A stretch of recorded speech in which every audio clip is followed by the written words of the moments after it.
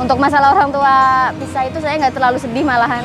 Saya lebih sedihnya pas ibu saya kena PHK, itu kan pemasukan kita buat sehari-hari itu dari ibu saya kerja gitu. Ketika beliau di PHK kan udah bener-bener nggak ada pemasukan, terus juga karena ibu saya juga udah cukup berumur, jadi susah cari kerjaan yang baru. Dan waktu itu sempat juga yang harus bayar kuliah bener-bener nggak ada sama sekali, itu ya yang bikin sedih aja sih, ngerasa beban gitu, nggak bisa bantuin ibu saya di kala pas down banget gitu ekonomi keluarganya. Bapak usia berapa, Pak? Saya 20 tahun. Aktivitasnya apa, Pak? Aktivitasnya sebagai mahasiswa aktif di Universitas Negeri Semarang. Mbak, ini hasil sementara ya, Mbak ya? Ya, untuk hasil sementara segini, Mas. Baru berapa jam ini, Mbak?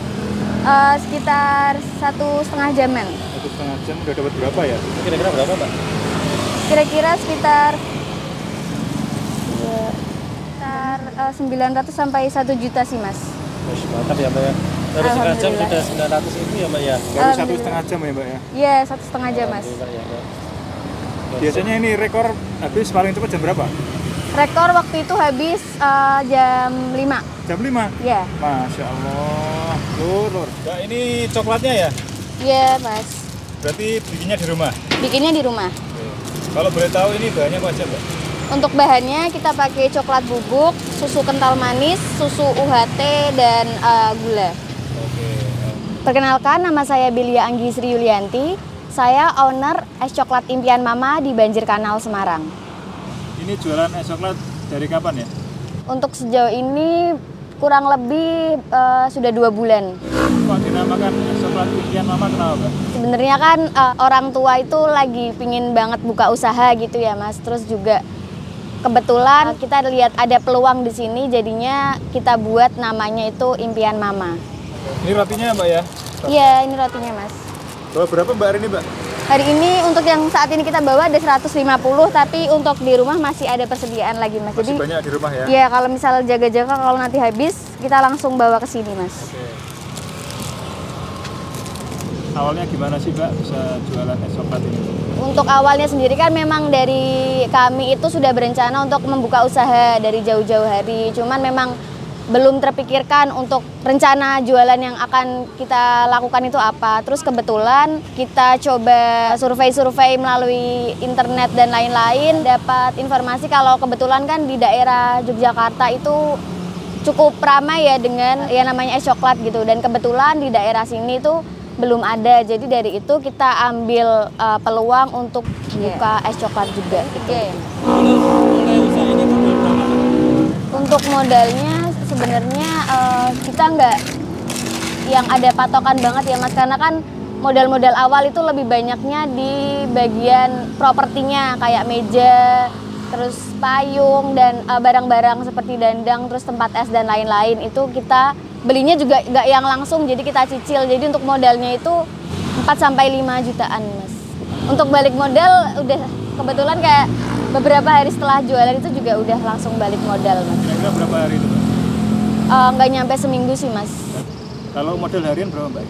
Kita menyesuaikan yang kita buat. Kalau kita weekend kan kebetulan kita banyakin porsinya, sekitar hampir 5-800-an untuk modal hariannya. Untuk hari-hari biasa ya mungkin sekitar 500-an aja sih, Mas. Itu bisa bawa balik uang berapa, Pak? Untuk hasilnya itu seharinya sekitar 2-3 juta. Terus kalau misal emang pas lagi rame-ramenya, kayak misal malam minggu itu, minggu lalu kebetulan kita bisa sampai omset 4 juta lebih. Gitu. Mbak, dengan usaha es coklat ini, apakah membantu dengan kuliahnya, Mbak?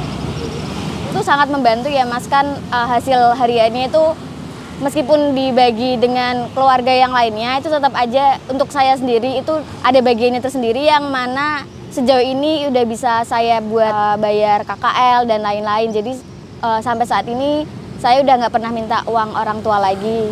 Sebenarnya waktu awal-awal kita agak pesimis ya, Mas, kan kita juga bukan dari basic pengusaha gitu, kita baru coba-coba karena memang di rumah kebetulan banyak yang tidak berkegiatan, daripada kita nggak ngapa-ngapain kan, akhirnya kita buka usaha dan alhamdulillah hari pertama itu memberikan hasil yang memuaskan, jadi kayak bikin kita makin semangat lagi gitu buat jualan ke hari-hari ke depannya. Hari pertama dulu laku berapa?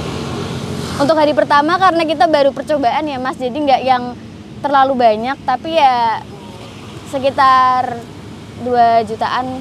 Baru buka langsung 2 juta ya maksudnya ya? Ya karena waktu itu kan kebetulan belum banyak banget Mas di sini. Untuk Baru berapa waktu itu? baru 2 karena dari saya sendiri kedua kan. Cuman memang saat itu juga musim panas ya Mas, panas-panasnya gitu, jadinya cukup ramai. Jadi waktu itu hari pertama sekitar cuman beberapa jam kayak maghrib itu udah habis gitu. Kaget nggak itu hari pertama terus? Kaget sih, kan waktu itu juga sempat nggak expect ya Mas, kita berangkat kayak udah modal nekat percobaan gitu. Namanya juga coba-coba meskipun nggak ada basic pengusaha ya, siapa tahu nih yang namanya rezeki kan juga nggak ada yang tahu. Dan kebetulan rame banget. Waktu itu kan juga kita nggak ada yang bantuin ya, kayak baru berdua gitu. Berdua dan kebetulan rame banget. Jadi pas pulang ya capek, tapi senang juga sih, nggak expect kalau bakal serame itu gitu. Sebelum usaha ini Mbak, itu pernah ngalamin titik terendah nggak dalam hidup Mbak? Titik terendah itu pas ada pandemi COVID ya Mas. Kan kebetulan orang tua juga terkena PHK ya dari tempat kerjanya. Terus bener-bener nggak ada yang pemasukan karena memang satu keluarga itu diistirahatkan dulu dari pekerjaan. Jadinya ya bentar Mas, melek Mas. Titik terendahnya ya pas pandemi COVID-19 itu. Orang tua saya udah nggak bareng gitu Mas. Saya cuman sama ibu saya aja gitu. Usahanya udah lama? Iya udah lama, dari kecil. Dari kecil sampai sekarang itu ikut ibu? Iya. Kan ada perasaannya waktu itu kena PHK? Ya apa ya, cukup kaget kan karena waktu itu juga kehidupan sehari-hari kan ditanggung sama ibu gitu ya Mas. Karena memang cuman itu doang gitu, cuman dari ibu doang. Nah pas ibu kena PHK ya udah kaget. Cuman kan meskipun begitu ibu tetap cari pekerjaan samping lainnya gitu. Cuman meskipun ada pekerjaan samping lainnya kan tetap aja pemasukannya tidak seperti ketika orang tua kerja di tempat yang sebelumnya gitu. Ya sekarang dengan kondisi seperti ini, alhamdulillah udah rame ya Mbak ya usahanya. Itu orang tua gimana Mbak? Ya dari orang tua itu juga ikut seneng ya Mas, karena kan ini sangat membantu perekonomian. Nggak cuma dari orang tua aja tapi dari keluarga yang lain, karena kebetulan kan satu rumah itu ditinggali sama Pak Ade Budes juga ya. Itu satu rumah ya kena semua gitu loh, maksudnya kena rezekinya semua gitu. Jadi bener-bener membantu keuangan keluarga banget dengan adanya es coklat ini gitu. Dulu belajarnya dari mana Mbak untuk resepnya ini Mbak? Untuk resep itu ya nggak munafik, kita juga lihat dari tutorial-tutorial yang ada di YouTube, tapi kita kembangkan sendiri dengan selera kita gitu. Kayak kita ubah-ubah entah itu takarannya dan lain-lainnya gitu. Untuk harapannya ya bisa lebih maju lagi, entah ntar dimodifikasi ataupun dengan kita membuka cabang baru. Yang penting usaha kita bakal terus berkembang tanpa ada halangan yang besar banget gitu Mas. Untuk tipsnya sih sebenarnya kita juga belum terlalu itu ya Mas, karena kita kan juga masih terhitung pemula gitu. Cuman yang selalu kami terapkan itu untuk selalu mempertahankan cita rasanya, karena kan contohnya aja dari bahan baku coklat. Coklat itu kan ada berbagai jenis harga ya Mas, yang mana harganya itu menentukan kualitas rasanya juga. Nah kita pakai kualitas yang terbaik gitu, jadi tidak mempengaruhi rasanya. Terus juga untuk tipsnya sih selalu yakin aja sih, namanya juga usaha kan ada titik rendahnya, kadang rame kadang sepi, ya itu tetap dijalani aja dengan ikhlas gitu. Yang penting kitanya sabar, insya Allah kan rezekinya juga bakal lancar gitu. Nah, kalau misalnya nanti yang jual es coklat makin banyak gimana? Kalau dari kita sih nggak bir pusing ya Mas, malah sebenarnya tuh seneng karena kan makin banyak yang di sini kan makin rame gitu ya. Terus juga barangkali bisa dilirik sama orang-orang lain kayak ini terkenal dengan street foodnya atau gimana gitu kan, bisa menambah keramaian juga gitu. Kalaupun sama kita nggak masalah ya, tadi itu karena rezeki kan udah ada yang ngatur.